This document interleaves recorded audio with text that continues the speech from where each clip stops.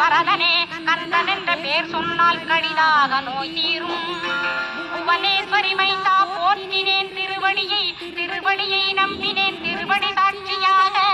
புவனமாதா மைந்தனே புண்ணிய மூர்த்தியே கேள் நின்னாமம் ஏத்துவதே நான் செய்யும் தவமாகும். நாத்தழும் மேறவே ஏத்திடுவேன் நின்னாமம் முருகா முருகாவென்றே மூச்செல்லாம் விட்டிடுவேன். புறமும் ஒரு முருகனையே காண்பேன் அங்கிங்கே நாதபடி எங்குமே முருகனப்பா. முருகன் இலாவிட்டால் உலகமேதப்பா. அப்பப்பா முருகனின் அருளே உலகமப்பா.